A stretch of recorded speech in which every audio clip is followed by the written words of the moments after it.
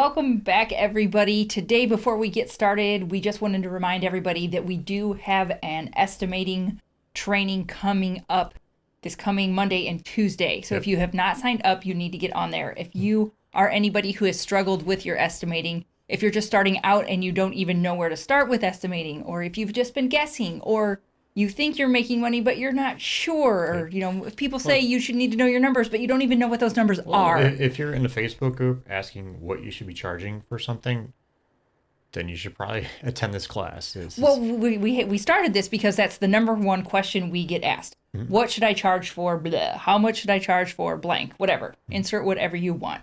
So if this is a question that you've ever asked, and if you're not sure, like exactly how much profit you're making, like you hear these things like, oh, I should shoot for 50% gross. Oh, 12 to 15% net is good. If these are things that you hear, but you don't really know what that means, then this is the course for you. Because things are weird right now. Inflation is high right now. Gas is through the roof. Now is not the time to not have your numbers nailed down because that will come and bite you in. I was going to say bite you in the butt, but it'll bite you in your wallet. Well, it will. And like Katie said, this is the perfect time to get in and understand your numbers. We've been doing one-on-one coaching calls with our Academy members like crazy the past, 3 months or so at least. Because everybody's getting ready for the season. And all these people that are in the Academy are getting their numbers nailed down, so they're pretty much set for the season for the most part, unless prices change or you give raises and stuff. But if everything remains the same, they have their stuff pretty much set up. They have their systems all set up, so then they can go out and give estimates, and they're giving estimates in 15 to 20 minutes, obviously depending on what they're doing. But drawings and stuff might make that longer, but can pretty much crank out a pretty good estimate in 15, 20 minutes. And it's an estimate that is profitable because you've got the numbers dialed in. Yeah, and it's based off your numbers, not somebody else down the road, another person across the country. Like Katie said, this is something we see over and over again in the Academy, the Landscape Business Owners Facebook group is, what should I charge? Heck, there's even Facebook groups out there on pricing your work. And I get it. You're not sure how to get started, not sure what to charge. I totally get it. We've been there. We're working with clients in the Academy doing the same thing. But it should be based on your numbers, not somebody else's down the road. What you pay for your overhead is what they do. It is different from what they pay. What they pay for their equipment is different from what you pay. So it makes a huge, huge difference. Yeah. So if this is anything that you struggle with and you really want to go ahead and 10x your profits this up and coming season, now is the time to have those all dialed in. So that is this coming Monday and Tuesday. If there's any spots left, snag them up now because they're going to be gone. Yep. It's millionairelandscaper.com/numbers. So it'll be in the show notes, but definitely get in there before you can. Yeah. All right. We are going to hear from our sponsors real quick, and then we're going to talk about 5 recruiting tips from the pros. The only app every landscaper needs. Company Cam makes it dead simple to communicate, document, and problem solve with guys in the field, no matter where you are. Company Cam brings documentation, communication, and liability protection together in one simple, easy-to-use app for you and your entire team. Take unlimited photos and videos, share custom reports, create flawless before and afters, and even communicate and share progress with homeowners with galleries and project timelines, all from your smartphone. Company Cam, the only app every landscaper needs. Check it out at companycam.com/million or in your app store. We want to take a quick second to tell you about our friends over at Cycle CPA. I can't even express to you how important it is to have a good accountant on your side. You want accurate bookkeeping and financial statements every month. Instead, you're often left with limited time to focus on the accounting side of your business and no reports to show for it. At Cycle CPA, the landscaping accountants, they not only handle the bookkeeping, but also provide landscape industry benchmarking, job costing, financials by service line, advisory meetings, and much more. Cycle CPA has a team of landscaping accountants available to provide anything from bookkeeping to CFO services. Visit cyclecpa.com, and for $100 off, mention the $1 Million Landscaper podcast. If you want to get the leads you want and turn your current clients into raving fans, then you need to try SendJim. They've created an exclusive offer just for our listeners. If you sign up today, you can get your first month for just $2. So if you haven't already, go to sendjim.io/MDL, where you can get even more exclusive deals just for $1 Million Landscaper podcast listeners. That's sendjim.io/MDL and take advantage of these awesome deals today. This podcast is brought to you by Busy Busy. Busy Busy is so simple to use, and it's the most reliable GPS time tracking app on the market. And the best part is, it was built for landscapers. Busy Busy's founder created Busy Busy because he owns multiple construction companies and needed to understand better which projects were making him money and which projects were killing him. Payroll is the highest variable cost in the project, so you better be tracking it. Busy Busy does this better than anyone else. So download Busy Busy today, and don't forget to mention the $1 Million Landscaper podcast to get 3 free months. All right, we are going to talk about 5 recruiting, not trips, I keep saying trips, 5 recruiting tips from the pros. That's a tongue twister. I know, I don't know why. That shouldn't be hard to say, but I was making it real difficult. But anyway, season's going to be here before you know it. Everybody's going to be hiring. And if you listen to last week's episode, we talked about what to look for besides skills when hiring. And this is all part of like a blog post series that Team Engine put out. Team Engine, it's like an automation tool that you can use for recruiting. Definitely check it out. It's teamengine.io. We're not sponsored by them or anything. It's just some software that we really like, and it's something that can actually help you out with hiring those people and helping retaining those people. So definitely check it out. But they were fortunate enough to ask us, or we are fortunate enough to ask us. They were fortunate enough to have us take part in their blog post series, okay? So we're really appreciative of them asking us. But we answered a bunch of different questions, and along with other industry experts. So last week we kind of went over the what to look for. Yeah, that was the first blog post that came out. Yeah, those skills other than or what to look for besides skills when recruiting. The next one was just 5 recruiting I give up. I don't know why I cannot say this. 5 recruiting tips from the pros. Okay, moving on. Tip number 1 is cultivate a culture that aligns with core values, then use that culture to attract candidates. Mm-hmm. And quite a few of the people that responded, including us, had similar answers that kind of fell under that broad umbrella of that. And a different consultant that replied, I really liked his answer. He put down, first, find out what would make your employees raving fans of your company and fix the obstacles. And that's, I just never really thought of it in that way of being like raving fans. Because you think of, you want your customers to be raving fans about you. But I honestly never really thought about it from the context of how to make your employees raving fans. Absolutely. There's almost like a shift in the way we need to be looking at hiring from what it was years ago, because it was a different market back then as far as, people were always looking for work, and now we are starving for employees. We're doing everything we can. So, before we'd be doing everything we could to find a customer, now we need to be doing everything we can to find that employee. So having a culture set up and weeding out those people that are a bad fit is what you need to be doing.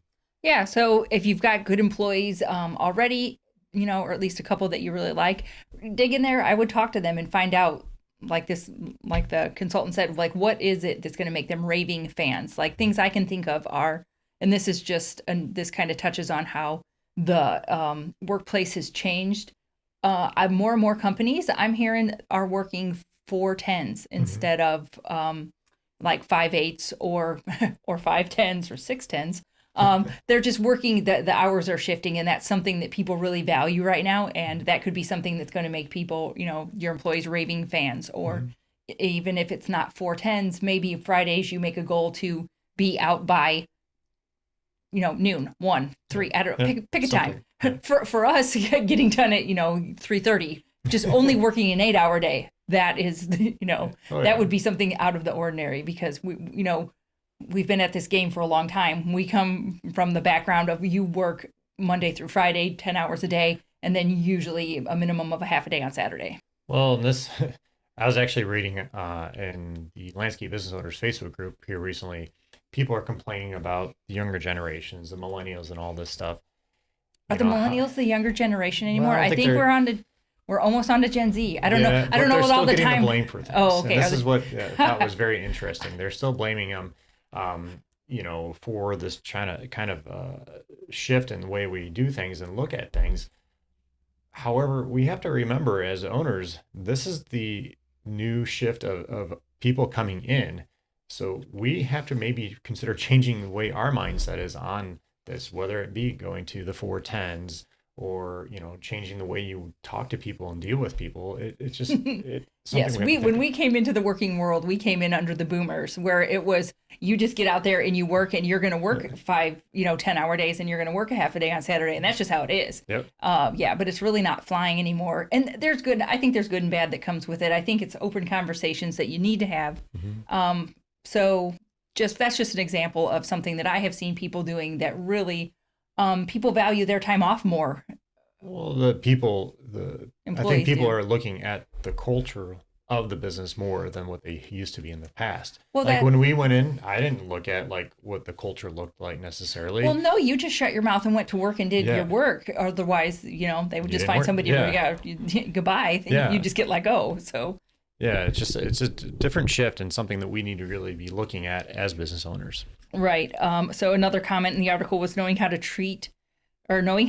target your future employees as keenly as you do your own marketing. So it kind of falls back to what we were just talking about. You're actually marketing to future employees. And that's, once again, back in the day, you just, put up an ad that said, hey, we got work, sign up, work. That was it. It was really... Yeah, you can't just stick by the traditional job description or post anymore. Hiring labor, nobody wants to be a laborer, which right. You have to find what's the win in it for them, how they can fit in your business, whether they like working outside or whatever it is. Right. And then another consultant put in to look at the core values, unlike skills can't be taught or changed. And so I thought that's just another good one. It's look at their core values. Does that match up with what you've got going on? Because you can teach skills. So, and she had a clarification here. And basically what she was saying, it doesn't mean that you have to have the exact cookie cutter person that's going to fit. It's okay to have, when we talked about that a little bit last week, it's okay to have people that are going to ask questions and push boundaries a little bit. But overarching, they fall under the umbrella. And so the umbrella of your company culture. Yep. So don't expect to have a bunch of clones or something. This isn't the Clone Wars. So probably not gonna work out. No. And then one more comment that I really liked was roll out the red carpet to employees as they leave your business. Mm-hmm. This is also something that I've never seen executed well, especially in our business. Scott's laughing because we had the opposite of a red carpet. It was usually more an atomic bomb going off. Usually, yes. Not to call out my dad here, but I remember a time when he's chased a person out of a vehicle down the road. That's not at all what we do. We're not doing that. But this was a long time ago. Yes, this is I was still in high school at this time, but it was... But this is, once again, the kind of culture that we grew up in. But I really liked it because if you do an exit interview with people, keep it professional because especially if somebody hasn't had a lot of jobs, they think that maybe the grass is greener on the other side. And it's not always. How many people have we had leave and come back? Yep. So I try to be a little bit understanding of, okay, yeah, they think they're going to have another opportunity somewhere else, but keep it professional. If it is somebody that you actually, was a good employee and you actually liked, just keep it professional. Yeah. We had a designer that was a good designer. He did a good job and he got along good with the employees, but your dad let him go over something dumb that happened with snow plowing. Yep. That's another instance where it was this big, huge blow up. It wasn't pretty. It was unnecessary. But he's somebody who had, he been let go in a nicer manner. Maybe he would have come back because he's somebody that it'd been great if he would have come back. But unfortunately, this is some advice that we could have used 15 years ago. Absolutely. So I just thought that was a good one to keep in mind. Okay, so tip number 2 is to invest time and money in recruiting activities and materials. So what kind of good comments did we have to go with that? I kind of liked this one. As an example is to create a targeted intern scholarship program or create high profile competition for people outside your company to demonstrate their talent. I really liked the Create a Targeted Intern Scholarship. If you've ever listened to Landscaping Marketing Secrets podcast with Laura Reale, she does an intern every year. It's not full time. It's, I think, like 20 hours a week, but it's for someone to handle like social media and just taking photographs of every job, getting video. I believe she actually hired this last one, I believe, full time, I think. She might have. I don't honestly remember. But that's kind of thinking outside the box. Because I know she'll target like college age students that might be taking classes. And so they only want to work 20 hours a week. But, you know, you pay them decent. And because those are things that can fall through the cracks because you don't think to have the time to do it. Well, and I think that's an excellent opportunity for them. And it works out well for you because many landscapers don't want to do that or don't think about that, or, you know, it's just, it's you not just don't really have there. the time. So you can have somebody else do that. Why not?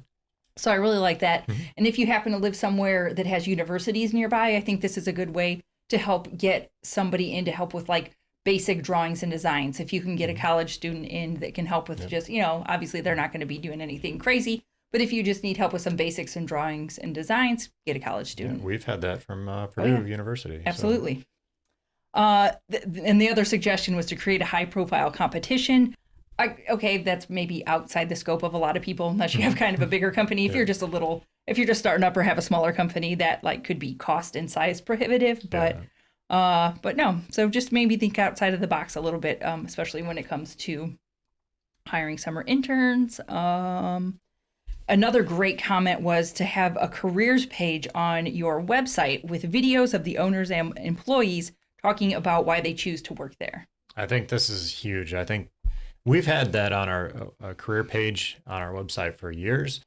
However, we haven't had the videos on there, and I think that's an excellent opportunity to have to showcase, you know, how good it is. Because if your employees are willing to get on video and talk about how great it is, that goes a long way, and your prospective employees will see that and like can feel that. So if I think it's something you really need to consider doing. Yeah, there's something magic with seeing smiling faces, and not just in pictures, but on video. Yep. And people, I think, will be able to, you know, catch on to that vibe if they can, you know, feel that it is a good vibe about it. There's, you know, happy, smiling, stuff like that. And I think even for potential customers, because some people will go through and like click on every single page on your webpage.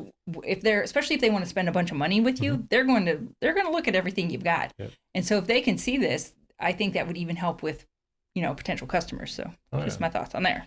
Well, and it's important to have stuff on your webpage, especially if you're putting a thing and add an Indeed and you have your website on there, that employee is going to go look on that website just to see what kind of work you do, see, you know, what it looks like. And then they're going to come across that, you know, that careers page on there and they see all that. Especially if they are one of those people that are looking to leave somewhere to move to a better opportunity. You might actually be able to pick up some pretty good employees, because if it's like, oh, this looks like a better culture than where I'm at, then they're willing to go ahead and make the leap. So just some thoughts. The last comment under that category was have an in-house career fair. I've heard of people doing this. We've never done it, but it seems like it would be a good idea. Like instead of, well, I mean, always be hiring, of course, have your stuff out, but maybe take the time to like kind of build it up, like have like a weekend where like people could do it like open house style or something, you know, for 2 days where people could come in. I don't know. We've never done it, so I'm just spitballing. And I've heard where landscapers have done this, and they'll have them just like do some stuff around the shop and interact with your current team. So they'll be helping, you know, wheelbarrow mulch or whatever it is, plant annual plants, whatever it is, mowing, whatever it is, just doing around a shop. Do you know which end of the shovel to pick up? Yeah, Question one. You know, let them interact with your current team members, and you can watch that. You can talk to your foreman or crew leader, whoever it is, and see how they worked. I think it's a good, excellent opportunity. However, you need to be able to have a decent amount of people there to make it worthwhile. If you're just going to have one person, I don't think it's worth it. And that's somewhat of an issue, I guess, right now, is to get people to actually show up. So that's a whole nother topic. Yeah, I'm like, I just did a round of interviewing last week where we had, there was a no show, no call, no nothing. Yeah. But anyway, well, then maybe this next tip would help. The tip number 3 is to communicate quickly with applicants on text message. Mm-hmm. So this is something that's kind of new to me too, because I'm once again a little bit old, a little bit used to old school where it's all through email and phone calls. Well, this is something I think, and I remember seeing this again, going back to landscape business owners last year, the Facebook group, you know, somebody said, well, you know, I told them to be here this date, this time, they didn't show up. And I get that, it's going to happen. However, I think this is a huge opportunity for you to reach out and text them, you know, the day before. Hey, just a reminder that tomorrow is your first day, you know, be here at 7:00. I think that's something. Oh, was this for somebody who didn't show up for work that Correct. they hired? Yeah, for hiring and for, you can use this for, you know, reminder for your of onboarding as well. For your interview. Hey, just a reminder, tomorrow's your interview at 7 a.m. or whatever time. I think it's a huge opportunity that we're missing is not texting. Yes. This is actually something that Team Engine does very well at. It automates it. So like if a person goes in and fills out an application, it will automatically either send them an email, text message, or whatever. Send them a text message before their thing. It links in with your website. Yeah, it can. Yeah, website, Indeed, whatever. It's pretty intuitive. So I think that's a great, huge advantage of Team Engine right there. Mm-hmm. So another person had put a comment that I was kind of like, yeah, I'm not sure on. And they put another thing that goes along with texting is just being available. When someone fills out your application, you need to get back to them right away. I go back and forth because I'm all for setting work boundaries, but then again, if I hate to use the word desperate, but if you're really in need, and once again, I feel like I'm talking a lot about the younger generation. Like, are we old people today? I think we. But I have noticed that there's a little less boundaries with texting. Like I would never ever think to text my boss like on a weekend or during time off. Yeah. But I'm finding with the younger ones, like they'll text me all the time. I'm like, what? Wait, I'm like, it is like Sunday afternoon. So I kind of go back and forth on, you have to have boundaries, but you've got to be available. I don't know. What are your thoughts on that? Well, I'm the same way. And I, like, personally, I wouldn't text somebody like at like 10 o'clock at night. I wouldn't, but like you said, it's just a different generation. They're used to having text message. Like we didn't have text message when we were growing up. It's a whole different ball game now. And it's something I think that if that's what the generation is doing, you might have to do. May have to. And this is where that Team Engine, and again, we're not sponsored by them, but it just they're it not automates paying it. us to say this, but it just automates it. It's one less thing you have to think about. It just as soon as the application's done, it'll send them an email or a text and just reminds them. And it's one less thing you have to do on your end. Right. So tip number 4 is diversify applicant sourcing with an emphasis on employee referrals. So our answer actually to this one was too many business owners aren't putting their job postings in enough places. They might post it on Facebook or Indeed, but that's where they stop. They aren't putting signs on their trucks or at job sites. They aren't reaching out to family, friends, and their business network. So always be recruiting and make sure that everybody knows it. So yeah, you basically just need to be out there everywhere. It's the same thing, like we said earlier with reaching out for customers. It's the same thing. Right now, it's such a hard task to find people and get people in. So you're out somewhere, you see somebody working really good at like Home Depot, just go up to them with a business card and say, hey, I noticed you're doing a great job. If you're looking for a career change, want to be outside, here's our number. Just something simple like that. You're not necessarily poaching, but if you're looking for opportunity to grow and get out of here, this is something we have. Well, and this is where college students can be useful as well, because college students are in groups. They have, professors that they can ask, oh, hey, do you mind if I, post this in your room? And they're part of like, social, not just social groups, but like if you're in, fraternities, sororities and stuff like that, or just. Yeah, but even groups for like, hey, I was in this group project where we had to, write a full out landscaping plan, design, build, yada, yada, yada. Yeah. And they might be like, oh, Tim, who was in my group, was really good. He's staying in the area for the summer. He's interested in a job. Because I have used college students a lot in this manner. Like if we happen to get one that comes in, is working for the summer, I always ask if they've got friends that are looking for a job or if they know of anywhere that they can help me put out postings at the universities or in group sites and stuff like that. And I think Two, reaching out to your current employees and letting them know if they know anybody. This is actually where we, in our business, our family business, has found a lot of our employees is through just referrals from a person that's already working for us. Now, this is something that my dad and I have different opinions on, as far as like giving them some kind of a bonus for the current employee, to refer somebody to us. My dad wanted to give him like a $250 bonus or something like that. I think it should be more than that personally, just as much as it costs us to get a customer, or not a customer, employee. I think it should be something more. However, I think it should be something you give a little bit now. If they stay after 60 or 90 days, whatever it is, then you'll get the rest. I think, that should be broken up a little bit into stages. But I think it's something that reach out. They are probably friends with somebody, that would be a good fit for your business or know somebody. So definitely reach out to them. Yeah. And just to play the devil's advocate, in this article, let's see, this is a recruiting and retention consultant just said, I avoid asking my employees if they have friends that are looking for a new job. Why? Because in my opinion, this could create unnecessary pressure for the employee. All I need is for the employee to recommend someone capable, not necessarily someone who is their friend. Okay, I get that. Because I have comments too on working with friends. I have found that difficult in the past, especially if the power balance is uneven. Like when I have to supervise friends, I find that a little bit difficult. So I get what they're saying. It's like the person doesn't necessarily have to be a friend. It kind of goes back to the college students. It might just be, hey, this is somebody I've worked with, or it's an acquaintance. And so. Yeah, I can go either way on it, but yeah. I just thought I'd throw it out since we've it had was real in there. good luck with referrals. So yeah. And I guess too, it depends on your culture. I think it depends on your type of worker. Like we have a few Hispanic workers, and they have a lot of friends and family that are friends that are well, really this good. plays into the next comment that I wanted to read.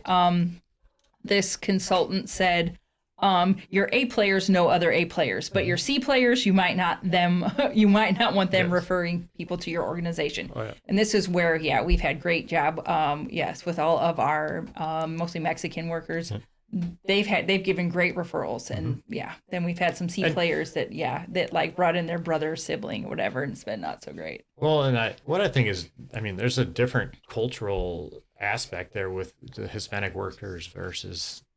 In our experience, for sure. I haven't worked other places.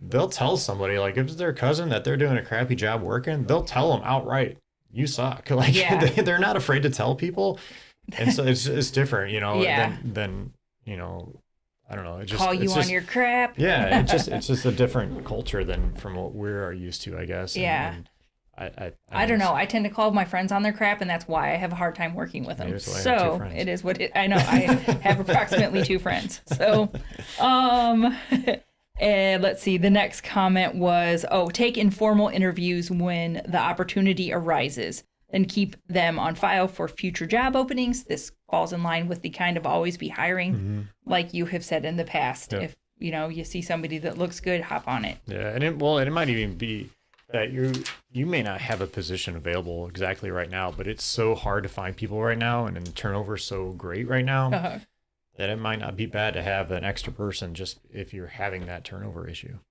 Okay. Tip number 5, write better job descriptions and job ads. This is a landscaping industry consultant that said, focusing on the company's corporate social responsibility and purpose is proven to return nearly 30% more applicants, but is often ignored in job postings. Okay, so like if your company does a lot, I actually know a lot of companies that will do a lot of volunteer-ish type work, like for churches and stuff like that. So maybe promote that more than you have. Yeah, I think that's a good point. Like we certainly never did that in job postings. Like not job postings, but I never thought about it. Like, we've worked for like Habitat for Humanity and stuff. We've done houses for them. So I guess it's a good thing, and it has to do again with the cultural shift and mindset shift that we have to take in consideration. Another comment. This is from Jack Justice. We've had him on the podcast in the past. Check him out. He's got a comment here about make sure you always have what's in it for them. people, in my opinion, not that people are inherently selfish, but they are. But they're looking for a job because they want to know what's in it for them. So make sure you're not focusing so much on like just what the job does, but what's specifically in it for that individual. So Does that go into, I can't remember if that article it went into, posting what you're paying and all that stuff. that is part of this, because I've got it underlined here. It's 2022, time to include pay in your job ads. Yep. And I love that. I think it's amazing. I actually love pay transparency because I think that helps everybody. If everybody can see what everybody's making. And, that sucks if you get all excited about a job and you see the posting, you're like, ooh, yeah, I want to apply for that. And it's like $3 less an hour than you can even do. You're like, don't waste my time. I think it helps pre-qualify people too, because if they are looking, they need a job that make whatever, I don't know, say it's $25 an hour and you only offer 15. Yeah. Then there's no point in wasting your time and wasting their time. So they can see what it's going to be. Then they're more apt to, go in and do the interview and not waste time. Well, and that ties into the next comment that is offer truly competitive pay. It's just, it is what it is. You have to have competitive pay right now. The days of paying people $12 an hour are gone. Goodbye. Let it go. Yep. And I'm not sure it's ever going to come back, but like in our area, we're paying $20 an hour for labor, and you have our son shoveled over the the winter. He would over Christmas break and stuff. He was helping with shoveling and getting paid $24 an hour. $24 an hour, yeah. Yeah, our 16-year-old. Well, and just in our area, we've had a lot of industry growth, and Domino's Pizza place where they make the dough and stuff. The lowest paid person we've heard is going to be paid $25 an hour to push a broom. How are you going to compete with that? This is at like the big industrial building. It's not like at a Domino's. Correct. Yeah, like the local pizza shop. No, this is where they make the dough and send it out to the But the countries. point is, even what would be considered the lowest man on the pole in the building is still making $25 an hour. Yeah, so, and it's like I've heard of Culver's is paying up to $18 an hour for just somebody to flip burgers. Like you have that's to. That's a local. I don't know. Yeah, I don't know that those are worldwide or region wide. It's like a hamburger joint and custard joint. Fancy McDonald's. Yeah, but yeah, $18 an hour. So you have to be paying more than that. So you want somebody to be busting their butt outside all day in the heat, cold, rain, whatever. You have to pay more. Yeah. The last kind of comment was just like write what's in it for them first, and then get into your company and the tasks they'll be doing. So, I thought those were all really helpful tips. So. But to like kind of sum it all up, it's really just, get your culture going, find out what people like about your business, and just really focus on that, and hopefully put all that into your recruiting, and hopefully that'll help. Yeah, it's just, you have to keep in mind, it's a different game than it was 10 years ago, 5 years ago even, especially if you go back further than that. It's a whole different ball game now, and we have to adapt and change to it. Otherwise, you're going to fall behind. And I've actually been seeing more and more people saying, I'm just going to go back to being a solo operator, just because I know the deal with it. Well, you can either change or you get out. It's one of those things you have to. And if you personal choice, but I think we just have to look at and not be so old school in certain things and just change with the times. Well, the landscaping industry is a little, I hate to use the word behind, but it is. We are a little bit behind when it comes to a lot of things. And another article that Team Engine had out was titled "How to Keep a Personal Touch in Automated Recruiting," and I thought that was a good idea for them to put something out like that, since they are automated recruiting. They fully understand that. A lot of landscaping companies aren't so big that it's going to be like a completely automated process. There still is going to be personal touch involved. We're not big, huge corporations where we have like AI scanning the resumes before it even gets to a person. That's not happening. No, not yet. Not yet. But your comment in here, I was trying to see if there was a question.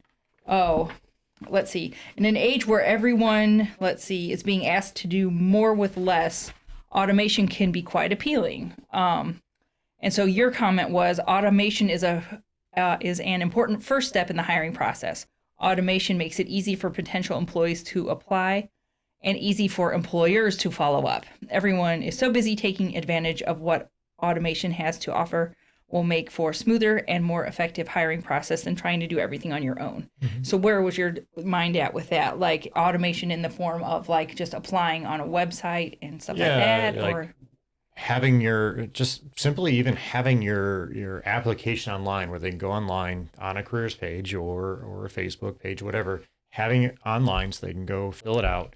And then you can even have, if you're not using something like Team Engine, have it where it just sends them an email saying, thanks for applying. have that be an automated response. Yeah, where so it just sends if that you're automatically. working with, like, if you have somebody do your website for you, is that something that you can have them Absolutely, do? yeah. Notice which one of us knows more about websites. Yeah, It is so not me. it depends on your website builder and stuff. Some of the generic ones, like the ones you get for free or whatever, it probably doesn't have that kind of automation built in. But if you have like a WordPress website, you can get plugins that they're called that creates the form. Then once the form's complete, it sends out an email, or you can even trigger something like. If you use like MailChimp, or I'm sure you can even do like Constant Contact, one of those email. Those are different email provider. Yeah, like almost like a CRM, but they can send automation or set up the automation so it can send them an email or text and just to follow up and let them know that you're going to be getting back to them within 24 hours or whatever it is. Let them know. Yeah.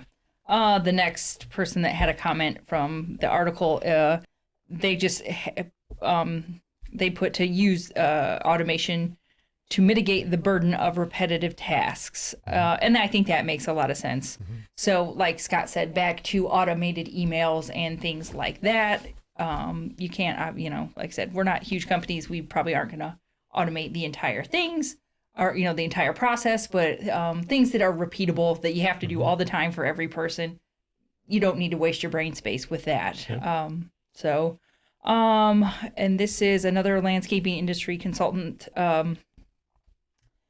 said that something that feels personalized but can be automated and sent to anybody is video. And I really liked that answer. So if you have like an automated email that goes out after people apply, you can have a video in there. It goes out to everyone, yes, but it feels more personal just because there's video and your smiling face. Well, and this could actually be set up fairly simple on most websites too, along this way. They fill out a form, once they hit submit or whatever on your form, it can just automatically go typically to like another web page.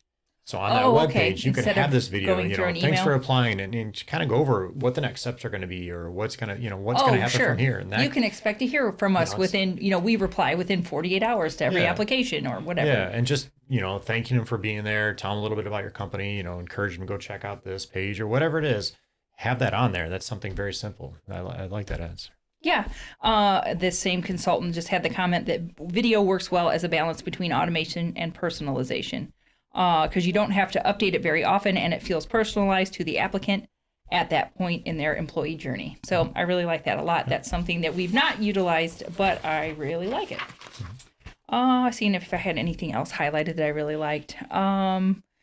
Somebody else suggested using online scheduling for an appointment. So once it's time to go ahead and set an interview or do anything like that, you can have that all online.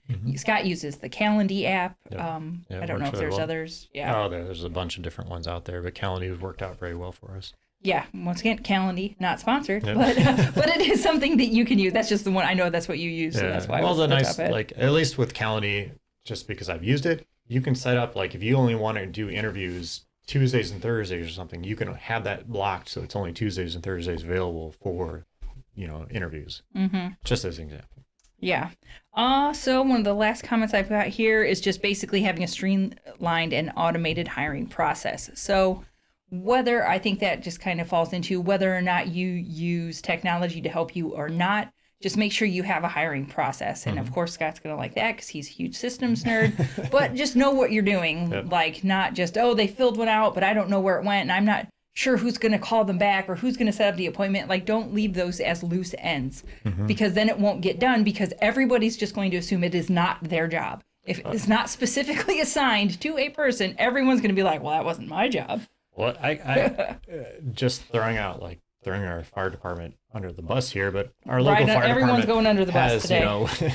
When an applicant comes in and wants to become a firefighter, a volunteer firefighter, we're searching around for the stupid application. Like, just put them online. Like, make it simple. Make it, and nope, they don't want Why to are put we it, making this difficult? yeah, and then they're in some places, and sometimes they're not. It just, there's no process to it, and it drives me freaking crazy. But that's out of beyond my control. But I threw out my suggestions. But yes, absolutely, you need to have some kind of step by step, and how it's going to happen. Whether it's using some kind of automation tool like T mentioned, or you set up a checklist that just, that. So you don't forget anything. Yeah, it just goes. You don't forget anything. And like I said, I like making sure every step is assigned to a person, so somebody is accountable for making sure that things get done. Absolutely. All right. So if you have any interest in reading any more into these articles, you can just go to teamengine.io/blog. They've got them on there, but we just thought these would be really helpful tips since everybody is going to be hiring here soon. And yes, they were nice enough to include us in their list of people that they surveyed for questions on this. No, and definitely check out their blogs. They got tons of great information on there. They have job descriptions on there and stuff. So There's all definitely kinds of stuff. check it out. And it's a great tool. I encourage you guys to at least look into it. All right. Got any questions for me before we go? I do. And don't forget to check out the profitable estimating training that we have coming up March 21st and 22nd. Yes, because if you want to know if you're going to have enough money to hire more people and go through all of this, you will know that once you've got your numbers down. Absolutely. So things like that are questions that we can help address. Yep. And it's milliondollarlandscaper.com/numbers. Numbers. All right. Yeah. What's the weirdest tradition your family has? I would have to say we still do a toast on Christmas Eve to my great-grandmother because that was her birthday. But she passed away in the mid-90s and would be like well into her hundreds by now. Yeah. But we still toast to her all these years later. You've been there. You've participated. Yeah. And it's nice. Like, I mean, it's still, I think it's sweet. I mean, we loved great-grandma, but I'm like, at what point do we stop? But I guess maybe nobody wants to say it. I don't know. So it's harmless enough. We do peppermint schnapps. If she lived to be 95, she would have a couple squares of chocolate and some peppermint schnapps every night. So there you go. There's health advice from my great-grandma. All right. If you had a personal mascot, what would it be? Obviously a greyhound. I assume that's what it'd be. I didn't know greyhound or a hedgehog. Yeah, so I know. See, you know me. Mm-hmm. Tough call, but I'd say a greyhound. Yes. Gotcha. All right. Last one. What is something that people are obsessed with, but just you don't get the point of? There's probably a lot of things, but I probably don't even know what they are because I am in such a bubble that I really don't pay attention to a lot of things. Like, I don't understand why people like TV shows like The Bachelor and like Kardashians and like Naked in the Wild or whatever it's called. Like, I just cannot buy into reality shows that are very blatantly like fake and dumb. Mm-hmm. I think they are a waste of time and brain energy. So I guess that, like, weird, dumb reality shows. Probably why we don't even have cable. We don't really watch TV. We don't. I can't. It's just a hard pass. It is. All right, guys. Definitely check out the profitable estimating training in March 21st and 22nd. It's only 10 spots available. So get in there. All right. All right, guys. Thanks for joining us today. Have a great day.